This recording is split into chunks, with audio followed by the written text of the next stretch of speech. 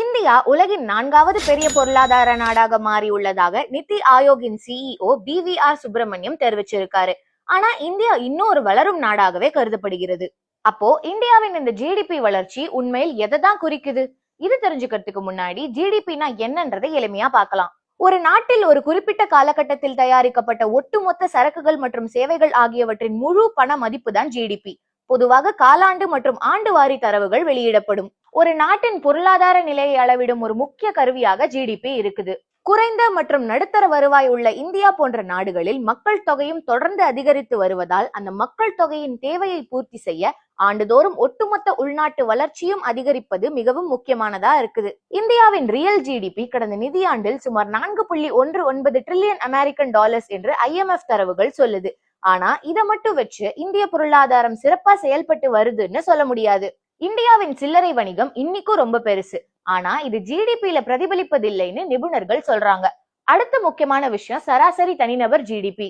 மிகப்பெரிய பொருளாதார நாடுகளாக இந்தியா, சைனா ஆகியவை இருந்தாலும் அதோட மக்கள் தொகை அதிகமாக இருப்பதால இந்த நாடுகளின் சராசரி தனிநபர் ஜிடிபி குறைவாகவே இருக்குது. IMF-இன் சராசரி தனிநபர் ஜிடிபி பட்டியலின்படி இந்தியா உலகில் 138வது இடத்திலும் சைனா 70வது இடத்திலும் இருக்குது. இந்தியாவின் சராசரி தனிநபர் ஜிடிபி 2880 அமெரிக்க டாலர்கள். இதுவே சைனாவோடது 13,690 அமெரிக்க டாலர்கள். உலகின் மிகப்பெரிய பொருளாதாரமான அமெரிக்காவோடது 89,000 அமெரிக்க டாலர்கள். அடுத்த காரணம் தனிநபர் வருமான சமத்துவமின்மை. மொத்த ஜிடிபி அதிகமாக இருந்தாலும் இந்தியாவின் மொத்த சொத்துக்களில் சுமார் 40% டோட்டல் பாப்புலேஷன்ல வெறும் 1% மக்களிடம் மட்டும்தான் குவிஞ்சு இருக்குதுன்னு 2022ஆம் ஆண்டின் ஆக்ஸ்ஃபாம் நிறுவனத்தின் தரவுகள் சொல்லுது. ஆகவே இந்த 1% விலக்கி வச்சுட்டு பார்த்தா இந்தியாவின் தனிநபர் வருமானம் மிகவும் குறைவாக தான் இருக்குதுன்னு நிபுணர்கள் சொல்றாங்க.